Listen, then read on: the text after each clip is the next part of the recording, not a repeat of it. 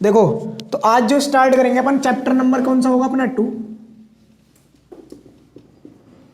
और नाम है इस चैप्टर का एनालिटिक फंक्शन। एनालिटिक फंक्शन, तो एनालिटिक फंक्शन होता क्या है, इसकी प्रॉब्लम कैसी कैसी आएंगी सॉल्व करने के लिए, ठीक है।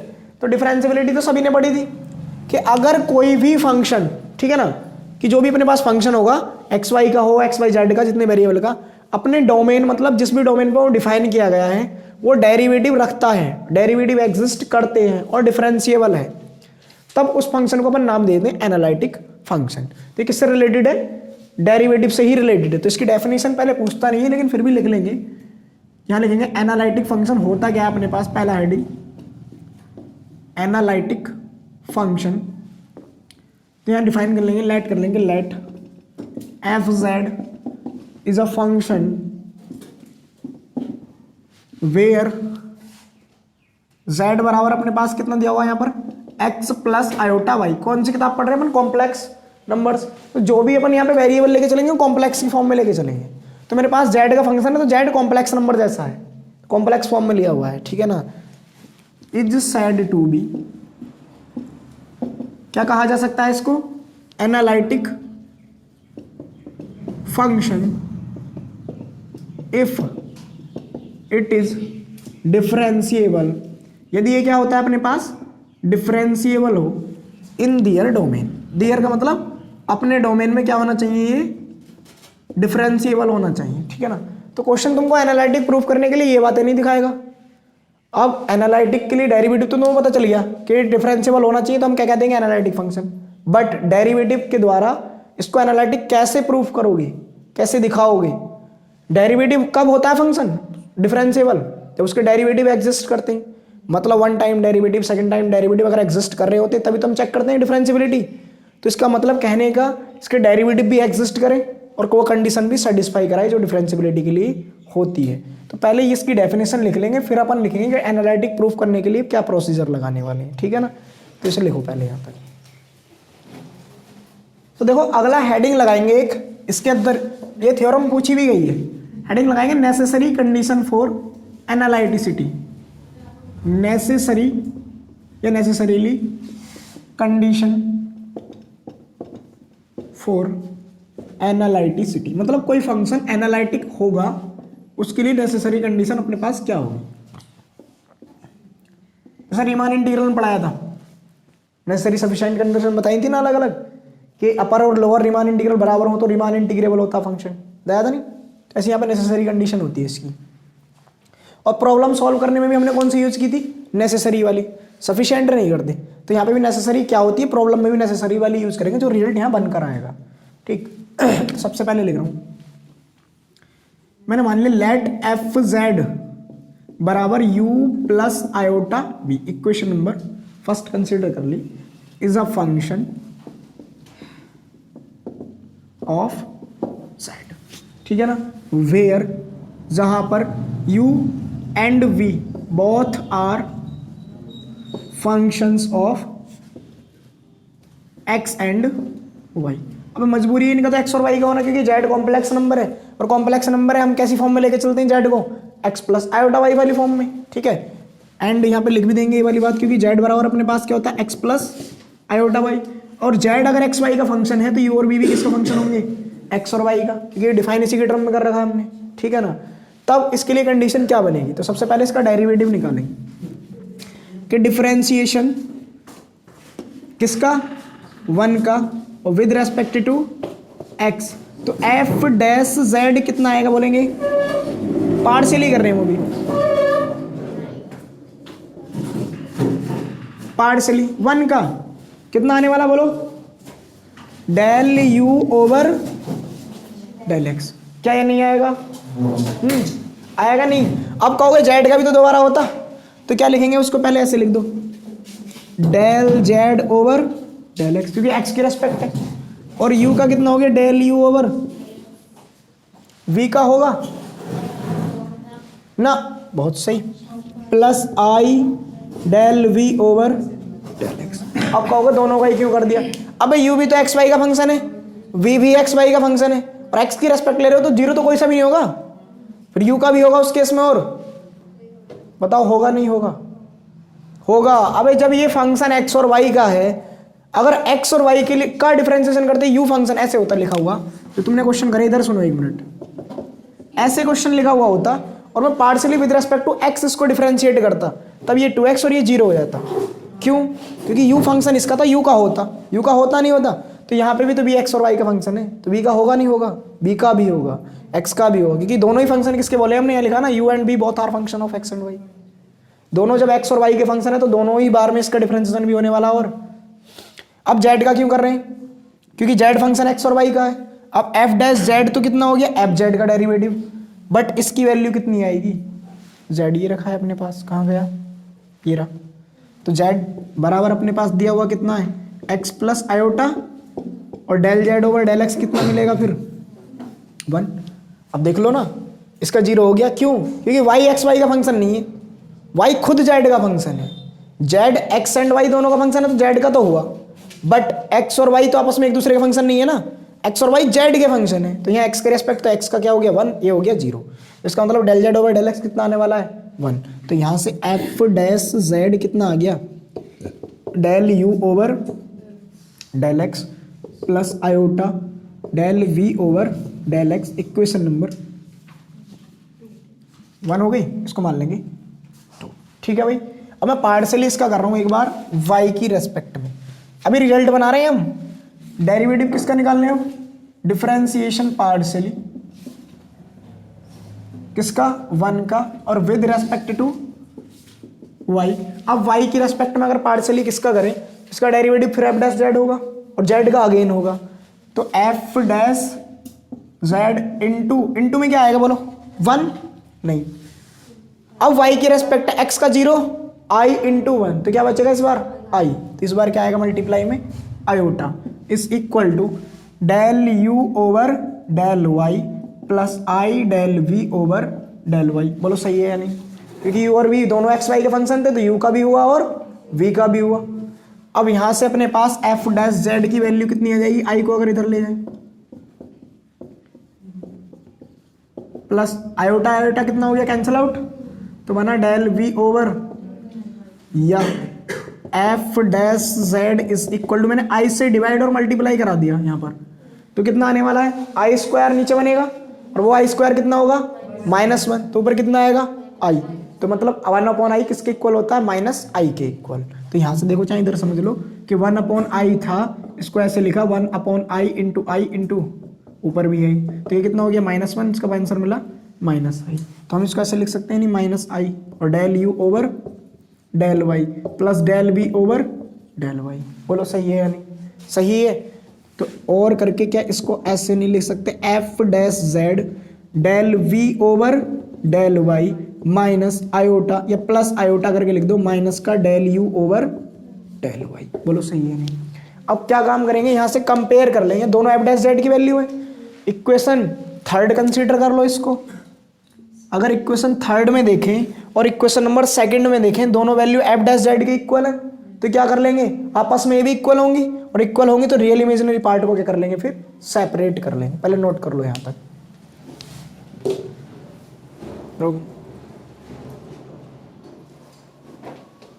तो अगर इक्वेशन सेकंड एंड थर्ड की वैल्यू देखें तो दोनों f डैश z के इक्वल आ रही है, तो यहां से लिखेंगे using equation second and equation third, तो हमारे पास वैल्यू आई del u over del x plus iota del v over del x is equal to अपने पास बना del v over del y plus iota minus का del u over del y। बोलो सही है या नहीं? ठीक है, राइट साइड लेफ्ट साइड दोनों की सेम थी, तो राइट साइड आपस में क्या हो गई, इक्वल हो गई। अब यहां से क्या कर ले, on equating real and imaginary parts, मैंने क्या कर लिया, यहां से रियल और इमेजिनरी पार्ट को सेपरेट कर लिया। ठीक है भाई, तो यहां से रियल पार्ट कितना है, जिसके साथ आई नहीं है लगा हुआ, और यहाँ किसके साथ आई नहीं है, इस वाले के, तो यहां से del u over del x कितना आया मेरे पास, del v over del y। सही बात। इसको और करके ये ऐसे भी तो लिख सकते हैं ux is equal to v y. इसका मतलब क्या, partially differentiation of u with respect to x, partial differentiation with of v और with respect to y। And दूसरा रिजल्ट क्या बना, del v over del x वह कितना आ गया माइनस का del u over del y, ये मिटा दिया। या इसको ऐसे लिख सकते हैं del u over del y is equal to minus का del v over del x, या इसको भी तो ऐसे लिख सकते हैं ना u y बराबर माइनस का bx। बोलो सही है या नहीं। तो अगर किसी भी फंक्शन में तुम्हें एफ जेड के इक्वल कोई भी फंक्शन दिया हुआ है एक्स और वाई की टर्म्स में, तो तुम क्या करोगे, उसके लिए ये दोनों कंडीशन सेटिस्फाई करा के ले आओगे, तो कह दोगे ये फंक्शन एनालिटिक होगा। ठीक है ना। तो यहाँ लिखेंगे हेयर यू एक्स बराबर v y and u y बराबर माइनस का वी एक्स आर कॉल्ड, ये कहलाती है क्या, necessary conditions for analyticity. Analyticity का मतलब एनालिटिक फंक्शन के लिए। और यहाँ एक वर्ड लिखेंगे अब हम नीचे कि which is also known as, जिसको जाना जाता है किसके नाम से भी, कोची रीमान कंडीशन। क्या वर्ड आ गया, कोचीज रीमान्स, या शॉर्ट में बोल देते हैं CRs कंडीशंस फॉर किसके लिए, एनालिटिक फंक्शन। अगर कोई फंक्शन कोची रीमान कंडीशंस को सेटिस्फाई करता है तो वह अपने पास क्या कहलाता है, एनालिटिक फंक्शन कहलाता है। तो क्वेश्चन कैसे फ्रेम होगा, क्वेश्चन बोलेगा कि एफ जेड बराबर, अपने पास कोई प्रॉब्लम दी होगी, बोलेगा सिद्ध कीजिए फंक्शन एनालिटिक है। तो तुमको क्या काम करना होगा, del u over del x दिखाना पड़ेगा del v over del y के equal, del u over del y दिखाना होगा डेल माइनस का del v over del x के इक्वल। अगर ये कंडीशन उसने सेटिस्फाई कर दी तब वह फंक्शन एनालिटिक होगा, अदरवाइज नहीं होगा। ठीक है ना। तो नोट कर लो यहाँ तक। देखो एक क्वेश्चन लिख रहा हूं मैं, यहाँ पे देख लो इधर, is f z is equal to 2x square plus 3y cube और प्लस आयोटा इंटू, यहाँ लिख दिया 3x square plus 6y square इस, क्या लिख दिया यहाँ पे आगे लिखा मैंने एनालिटिक। इसका मतलब समझ रहे हो, क्या ये फंक्शन एनालिटिक है, ये प्रूफ करके लेके आना है। तो सॉल्यूशन देखो कैसे करेंगे इसको। अगर ये एनालिटिक पूछता है, एफ जेड की इक्वल दे रखा है, एक रियल पार्ट है एक इमेजिनरी पार्ट है, और अभी जो हमने थ्योरम का स्टेटमेंट लिखा था नेसेसरी कंडीशन में, एफ जेड बराबर क्या लिखा था, यू प्लस आई वी, और यू वी दोनों किसके फंक्शन थे, एक्स एंड वाई के। तो अपन क्या लिखेंगे सबसे पहले कि f z we have f z is equal to 2x square 3y cube plus iota 3x square 6y square, और यहाँ लिख दिया ऑन कंपेयरिंग, इसकी कंपेयर कर ली, f z is equal to किससे, u प्लस आयोटा v से, where जहाँ पर u कितना है अपने पास 2x square plus 3y cube and v कितना है अपने पास 3x square plus 6y square. अब ये लिखा था ना u और v दोनों x एंड y के फंक्शन होंगे, और जब दोनों x और y के फंक्शन होंगे तो इसका पार्शियली x निकालो और y निकालो, इसका ही पार्शियली x एंड y निकाल कर लेगा। अगर बराबर आए तो रीमान क्या होगा, एनालिटिक होगा, अदरवाइज बड़ी होने वाला ही नहीं। क्यों, ये एक में माइनस भी आता है, ये दोनों क्या है प्लस। अगर ये ऑब्जेक्टिव में आता तो डायरेक्ट देखते ही लगा सकते थे। ठीक है ना, बट कर लो सॉल्व। क्या कर देंगे, differentiation partially with respect to x, तो कितना आएगा del u over del x 4x, बस यही तो आएगा, ये तो 0, and del u over del y कितना आएगा 9y स्क्वायर। इसके लिए निकालेंगे del v over del x कितना आएगा 6x, और del v over del y कितना आएगा 12y। तो यहाँ लिखेंगे here del u over del x, क्या del u over del x del v over del y के इक्वल है, कहाँ गया del v over del x, नहीं है, आपस में कोई रीमान कंडीशन सेटिस्फाई। अभी बताओ मैंने क्या लिखवाया था, u x बराबर v y और यू वाई बराबर वी एक्स का आएगा माइनस। ये दो कंडीशन लिखी थी नहीं लिखी थी, सीआर कंडीशंस बोला था इनको, कोची रीमान कंडीशंस। अगर ये कंडीशन सेटिस्फाई होती हैं तो फंक्शन एनालिटिक होता राजू भाई, नहीं होता। तो यहाँ पर ये सॉरी कितना है लिखा हुआ 4x, तो del u over del x की वैल्यू कितनी आई 4x, और यहाँ पर del v over del y कितना है 12y, आपस में इक्वल है नहीं, तो यहाँ लिखेंगे हेयर ये दोनों कंडीशंस आपस में क्या नहीं है equal, so F z is not analytic. अब दूसरी बात सुन लो, जो पिछली बार क्वेश्चन आया था एक कि क्या एफ जेड एनालिटिक होता है। एफ जेड मतलब एफ जेड बराबर दिया था उसने x प्लस आई वाई, जेड बराबर दे दिया था x प्लस आई वाई, एनालिटिक है या नहीं। और एक पूछा था कि जेड बार दोनों में से बताओ कौन सा एनालिटिक है कौन सा नहीं है। तो यहाँ एक क्वेश्चन और लिखेंगे इसके बाद, पहले यहाँ सॉल्व कर लो।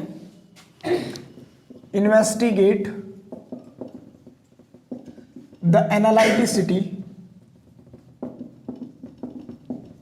Of z and z bar, इसको पहले नोट कर लो फिर ये क्वेश्चन सॉल्व करते हैं। ये आया था तुम्हारा शॉर्ट क्वेश्चन में यूनिवर्सिटी एग्जाम में, ये वाला क्वेश्चन।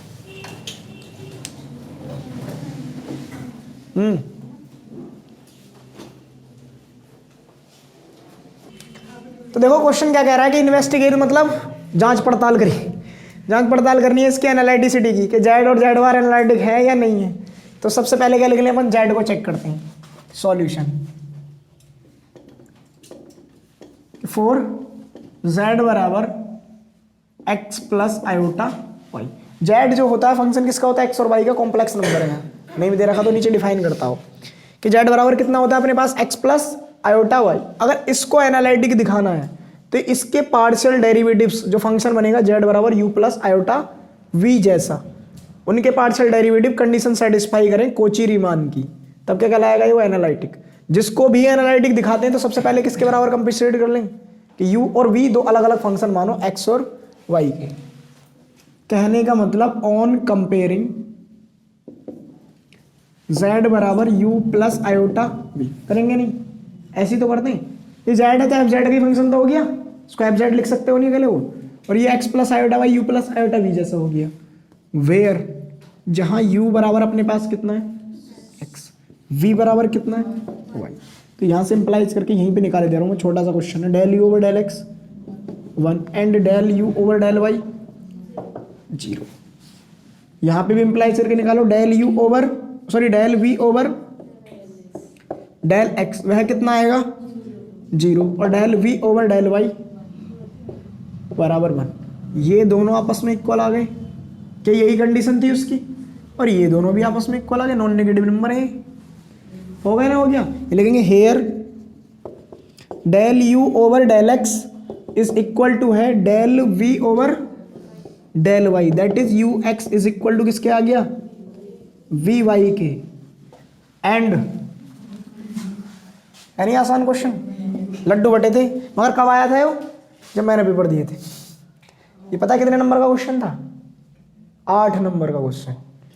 हाँ ये इतना सा 8 नंबर में, उस टाइम एक लॉन्ग क्वेश्चन 20 नंबर का आया था कोविड की वजह से। तो यहाँ पे कितना आएगा, लड्डू बटे थे, कोविड में फायदा हो गया था।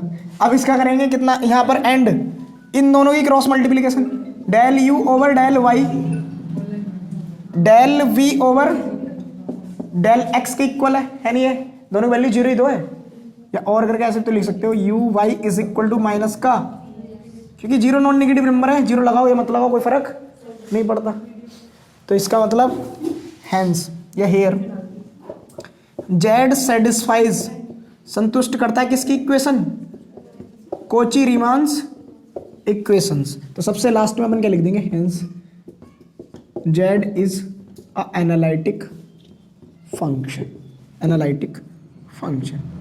और जबकि जेड बार होगा नहीं, देखो अब जेड बार को कैसे कर सकते हो ना आप, जेड बार जो अपने पास जेड बार बनेगा वो बनेगा एक्स माइनस आयोटा वाई, बार का मतलब कॉन्जुगेट, कॉन्जुगेट तो पता है ना सभी को, इमेजिनरी कॉन्जुगेट क्या होता है आई का माइनस आई, तो ये बनेगा। अब del z over del sorry z bar में कंपेयर करेंगे यू और वी से, तो यू बराबर अपने पास मिलेगा यहाँ से एक्स, वी बराबर मिलेगा माइनस का वाई। तो जो यहाँ पे तुम्हारा +1 आया था ना इसका डेरिवेटिव वाई के रेस्पेक्ट में, तो आएगा -1, जो आपस में इक्वल नहीं होगा, तो उस केस में ये क्या हो जाएगा, नॉट एनालिटिक। नोट कर लो।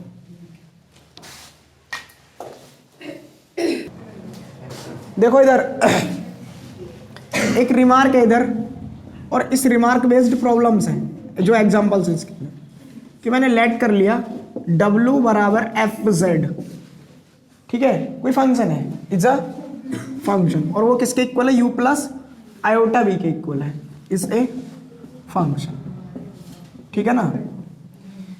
Then for analyticity of this function, analyticity के लिए यहां पर क्या कंडीशन होती है, इधर सुनिए। एनालिटिसिटी क्या बताई थी कि डेरिवेटिव एग्जिस्ट करे, डेरिवेटिव मतलब एफ डैश जेड मिलना चाहिए, ठीक है ना। तो यहां पर बताया था कि डी डब्ल्यू ओवर डी जेड अगर मेरा क्या हो 0 के इक्वल है, इसका फर्स्ट डेरिवेटिव मतलब एफ डैश जेड कितना आना चाहिए, ये वाली वैल्यू 0 के इक्वल हो, तो अपने पास फंक्शन क्या कहलाता है उस केस में भी, एनालिटिक। वेयर जहां पर जो डी डब्ल्यू ओवर डी जेड होता है, शर्त होती है इक्वल होता है del z over del u की, मतलब ये जेड की रेस्पेक्ट में डिफरेंशिएट किया गया है डब्ल्यू को, उस जेड का पार्शियली डिफरेंशिएशन होगा with respect to real part of this function, ठीक है ना। तो ये कंडीशंस लगाएंगे। क्वेश्चन कैसे आएगा इसका, कि हमारे पास कोई क्वेश्चन दिया होगा u प्लस आयोटा बी की फॉर्म में, उसमें u और v दोनों आ रहे होंगे उस क्वेश्चन में, ठीक है ना, और उस u और v के फंक्शन में बोलेगा इसके लिए z की क्या कंडीशन होगी फॉर एनालिटिसिटी, तो वहाँ z को एनालिटिक प्रूव करने के लिए कंडीशन से लिखाएंगे। तो यहाँ u प्लस आयोटा बी में इधर भी u भी दोनों तरफ हो सकता है यहाँ पर, जैसे कभी तुम कंफ्यूज हो इससे तो इसको सीधा ऐसे भी लिख सकते हो खाली, ठीक है ना। वो जो एफ जेड है वो u और v दोनों का फंक्शन होगा, और जब दोनों का फंक्शन होगा तो क्या कंडीशन लगाएंगे, सबसे पहले अपन ये फाइंड करके लेके आएंगे, और जो भी फाइंड करेंगे उसको डेरिवेटिव क्या रख देंगे 0 के इक्वल, और वो एफ जेड है तो जेड का फंक्शन ही होगा इधर कुछ ना कुछ, वहां से जो भी शर्त बनेगी तो ये पूछता है क्वेश्चन कि जेड के लिए क्या कंडीशन है एनालिटिक होने के लिए, मतलब जेड के लिए अगर एनालिटिक होने के लिए कंडीशन निकालनी है तो सबसे पहले जो भी फंक्शन दिया है उसको क्या कंसिडर करना है तुमको, डब्ल्यू, एफ जेड होगा या डब्ल्यू, दोनों को एक साथ ही लिखाना मैंने, ये तो डब्ल्यू लिख दो या एफ जेड, उसके डेरिवेटिव निकालो, उस डेरिवेटिव को पुट इक्वल 0 कर दो, जो जेड मिला वह जेड, मतलब इसका कहने का सीधा ये तात्पर्य हो गया जो भी जेड निकल गया उन पॉइंट पे फंक्शन डिफरेंशिएबल है, ठीक है ना। लिख लो इस बात को। देखो एग्जांपल नंबर 1 हमारी बुक में अगर प्रॉब्लम नहीं समझ में आई तो यहाँ देख लो, एग्जांपल से समझ में आया क्या कहना चाह रहे थे हम, कि बोला for what values of z do the function डब्ल्यू defined by the following equations, और ये कुछ इक्वेशन दे रखी है, cease to be analytic, analytic होने के लिए क्या शर्त देगा। तो सबसे पहले अपन पास गिवन है, गिवन दैट, सीज का मतलब होता है एनालिटिसिटी होने के लिए, ये जो कंडीशन होती है, तो डी डब्ल्यू ओवर डी जेड बराबर रख देते हैं 0, ठीक है ना, सीज टू बी एनालिटिक के लिए। तो यहां से आएगा जेड बराबर sine u cos hyperbolic v plus iota cos u sine hyperbolic v, ठीक है भाई, कितना बनी अपने पास, sine u cos hyperbolic v, अपने पास ये वैल्यू आ गई। सबसे पहले इधर सुन लो अब सॉल्यूशन, तो हमको फाइंड क्या करके लेके आना है इधर, मैंने अभी लिखा था कि डी डब्ल्यू ओवर डी जेड किसके इक्वल आता है, del z over del u के लिए, और डी डब्ल्यू ओवर डी जेड अपन रख देते हैं equal 0 for z to be analytic, जो ये वर्ड आया ना वो इसके लिए होता है एनालिटिसिटी। अब यहां सुनो एक, तो सबसे पहले क्या करें, इसका पार्शियली डिफरेंशिएशन, सॉरी हाँ पार्शियली निकालना, पार्शियल लाना विद रेस्पेक्ट टू यू, तो क्या काम करेंगे कि डिफरेंस, इसको इक्वेशन 1 कंसीडर कर लो, डिफरेंशिएशन पार्शियली 1 और विद रेस्पेक्ट टू जेड, तो पार्शियली सॉरी यू, जेड का जेड की रेस्पेक्ट में कर रहे हैं, तो कितना मिलने वाला है डेल जेड ओवर, अब u कहां पर है इसमें, पार्शियली कर रहे थे तो कांस्टेंट हो गया, कितना आएगा cos u cos hyperbolic v minus sine cos का क्या हो गया minus, minus i sine u sine hyperbolic, अगर cos हाइपरबोलिक u होता तो प्लस में ही आता, ये cos हाइपरबोलिक v का क्या होता है डिफरेंशिएशन, साइन हाइपरबोलिक प्लस का, हाइपरबोलिक में माइनस, cos में नहीं आता, ठीक है ना। अब यहां लिखेंगे वी नो दैट कि del z over del u किसके इक्वल बताया था, डी डब्ल्यू ओवर डी जेड के। तो शो डी डब्ल्यू ओवर डी जेड इक्वल कितना आ गया, cos u cos hyperbolic v minus i sine u sine hyperbolic v. अब कहोगे यू यही क्यों निकाला, ये इसलिए निकाल लिया इसके टर्म में ताकि अपन सीज टू बी एनालिटिसिटी वाली कंडीशन लगा दें कि डी डब्ल्यू ओवर डी जेड को क्या रख लोगे फिर जीरो, और इस जीरो रखने के लिए इसको किसके टर्म में लाना जरूरी था, डब्ल्यू की टर्म में, ठीक है ना। ये डब्ल्यू क्या होता है, कन्फर्म मैपिंग में पढ़ेंगे इस कंसेप्ट को अपन, जो मैप्ड होकर बनती है कंडीशन। तो अब हमको फाइनली निकाल के तो जेड लेकर आना है। तो जेड कहाँ दिख रहा है, अब इस इक्वेशन में तो 1 में, बाकी तो इनमें जेड कहीं भी नहीं है, डेरिवेटिव है उसके। तो एक काम करते हैं, इक्वेशन नंबर 1 और 2 को ऐड करके स्क्वायर करके जोड़ दो, इसका स्क्वायर करो इसका स्क्वायर करो और दोनों को ऐड करो, तब देखना क्या रिजल्ट बनेगा कि on squaring 1 and 2 then adding. अब ये इनको ऐड कर रहे हैं तो लेफ्ट वाला लेफ्ट में स्क्वायर होकर ऐड होगा, राइट वाला राइट में। तो यहां से क्या मिलेगा अपने पास, अब कैलकुलेशन होनी है थोड़ी, डी डब्ल्यू ओवर डी जेड का होल स्क्वायर, बोलो इसका स्क्वायर करना, sine square u cos hyperbolic square v plus i square cos square u और साइन हाइपरबोलिक वी। बोलो सही है नहीं। अब प्लस ट्वाइस टाइम दोगुना कर दो अब इसका, 2i sign u cos hyperbolic भी क्या हो गया यहाँ पे कॉज हाइपरबोलिक भी, और इनटू में कॉज यू साइन हाइपरबोलिक भी। बोलो सही है नहीं। पहले किसका स्क्वायर कर दिया यहाँ पे, इस इक्वेशन का स्क्वायर कर दिया, a प्लस बी का होल स्क्वायर का फॉर्मूला लगा दिया। इसके साथ ऐड किसको कर रहे हो, इसको, तो प्लस क्या छूट गया, हाइपरबोलिक भी। इसका स्क्वायर करो, cos square u cos hyperbolic square v minus minus क्या हो जाएगा, प्लस आएगा स्क्वायर में तो, बट आई स्क्वायर आने वाला है इसके साथ, sine square u sine hyperbolic square v. अब क्या आएगा, a square plus b square minus 2ab, तो माइनस का दोगुना जब करेंगे तो साइन या कितना आएगा, cos u cos hyperbolic v, फिर कितना आएगा, आई यहां लिख दो उसको बाहर ही, साइन यू, क्या कह रहे हो, खूब तगड़ी कैलकुलेशन हो गई।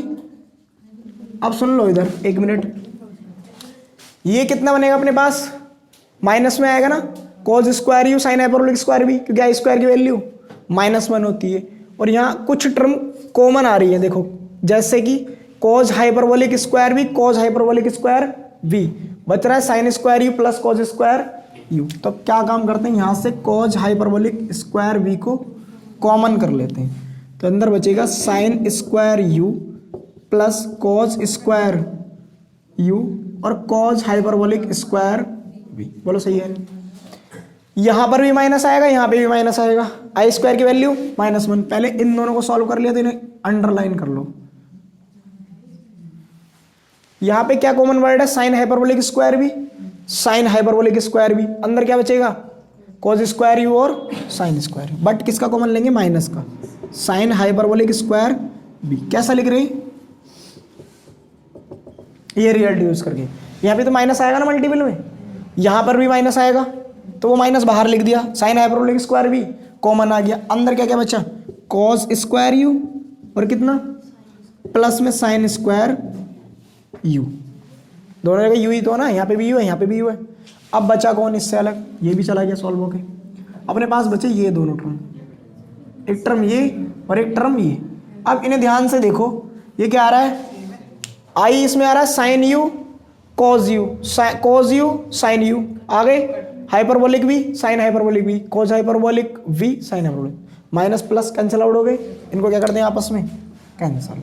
तो यहाँ से पहले नोट कर लो, चलो यहाँ तक दिख नहीं रहा होगा नीचे का, देखो यहाँ से क्या काम करेंगे, ये दोनों ब्रैकेट में क्या आ रहा है वैल्यू 1 1, क्योंकि आइडेंटिटी रिलेशन बन गए हो। तो यहाँ से अपने पास बना जेड स्क्वायर डी डब्ल्यू ओवर डी जेड का whole square is equal to, अपने पास आया ये 1 हो गया, बना cos hyperbolic square v minus का साइन हाइपरबोलिक स्क्वायर ये अपने पास आइडेंटिटी रिलेशन है कि कोस हाइपरबोलिक स्क्वायर थीटा और minus sine hyperbolic square theta value कितनी देता है 1। अगर बीच में प्लस होता तो कितना आता कोस हाइपरबोलिक 2 थीटा, उल्टा होता है उसका। तो यहाँ से मिला जेड स्क्वायर डी डब्ल्यू ओवर डी जेड का होल स्क्वायर, ये वैल्यू कितनी आ गई 1, या और करके क्या लिख देंगे डी डब्ल्यू ओवर डी जेड का whole square is equal to कितना मिला 1 माइनस, या डी डब्ल्यू ओवर डी जेड का इक्वल कितनी आ गई value 1 minus z square, plus minus लगा लो चाहे। और for z to be analytic, क्या लिखेंगे उसके लिए कंडीशन कि डेरिवेटिव ऑफ डब्ल्यू with respect to z equal रख दो 0। तो यहाँ से वैल्यू कितनी मिल गई, तो फाइनली अपन को मिला √1 minus z square is equal to 0, या 1 minus z square equal to, तो जेड स्क्वायर कितना मिला यहाँ से 1, तो जेड कितना आ गया अपने पास फाइनली प्लस माइनस 1। उसने यही बोला था क्वेश्चन में कि जेड की क्या वैल्यू होगी इस कंडीशन के लिए, तो ये जेड निकाल के ले आए। ये दो मेथड देखो, हमेशा जब भी जेड पूछेगा तो दो कंडीशन कौन कौन सी यूज करोगे। पहली कंडीशन तो अपने डी डब्ल्यू ओवर डी जेड को किसके इक्वल रखेंगे, del z over del u के लिए, और फिर क्या कर देंगे इसको इक्वल 0, और इस कंडीशन से एलिमिनेट हो जाता है कौन जेड, ठीक है ना। तो नोट कर लो यहाँ।